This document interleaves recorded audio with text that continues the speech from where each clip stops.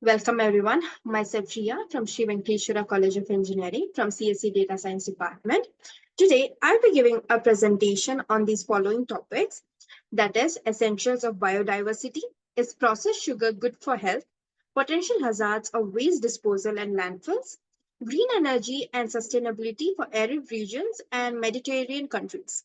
So first, let's deal with what is biodiversity. Biodiversity refers to the variety of living species on Earth, including plants, animals, bacteria, and fungi. Types of biodiversity are genetic biodiversity, species biodiversity, and ecological biodiversity. So, essentials of biodiversity are ecosystem stability.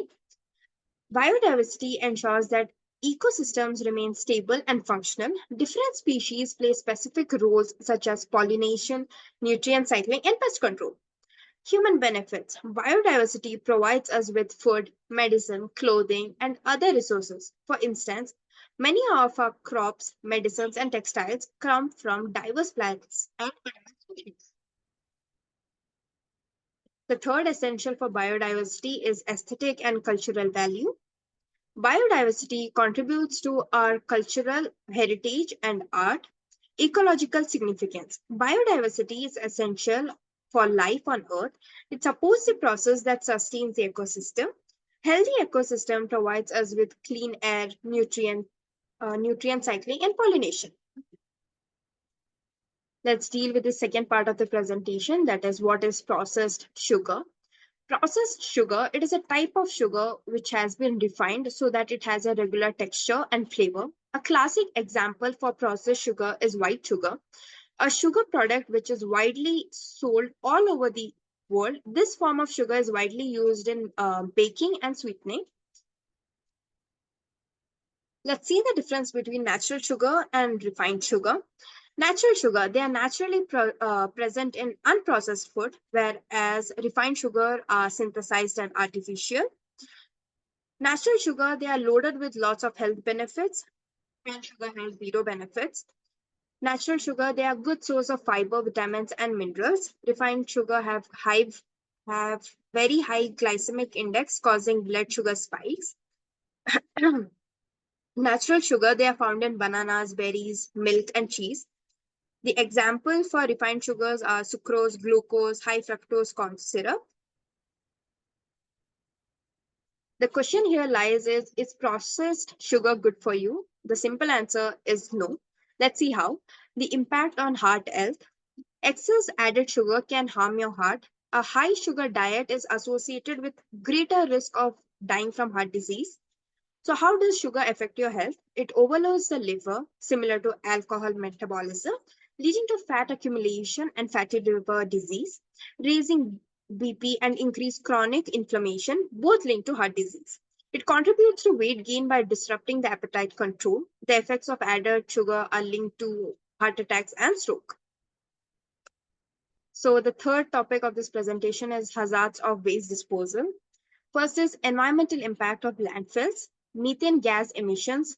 Second is other gases. Landfills also produce carbon dioxide, water vapor, trace amounts of oxygen, nitrogen, hydrogen, and non-methane organic compounds. These gases can contribute to climate change and create smoke if left uncontrolled.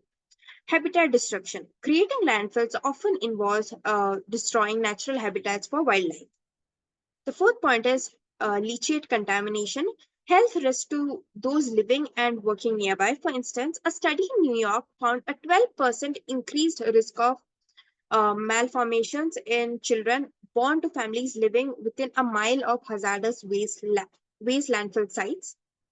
And the fifth is property value reduction.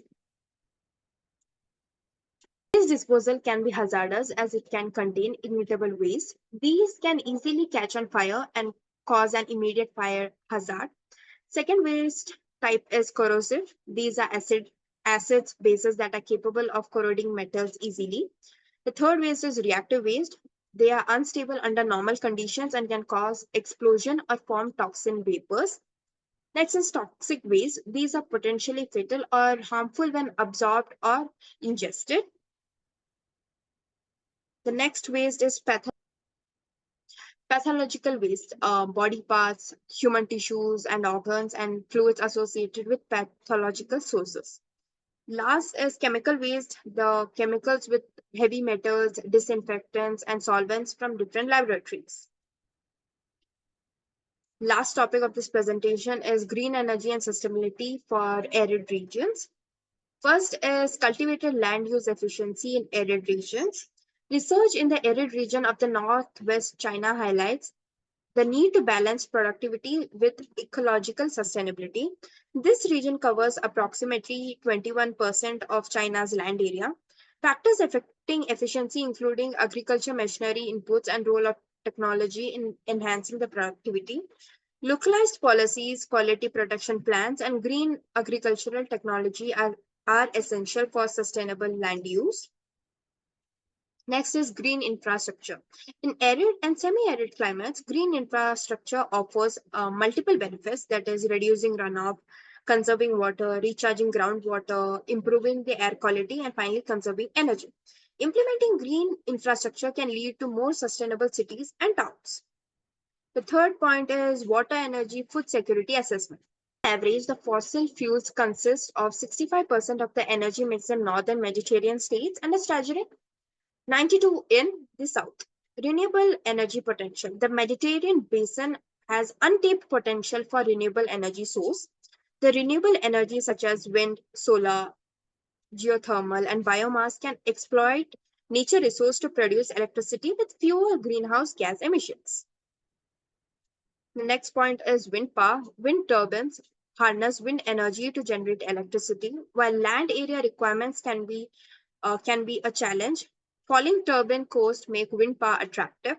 Climate projections indicate stable wind regimes over the Mediterranean. The next point is solar panels. It converts the sunlight into electricity. Solar energy is unexploited in the southern Mediterranean. Decreasing panel costs are improving accessibility. Operational challenges include efficiency loss at high temperatures and exposure to dust storms. The next point is geothermal power. Geothermal energy taps into natural heat stored in the ground. The Mediterranean region has abundant geothermal resources. Decreasing costs may lead to increased geothermal exploitation.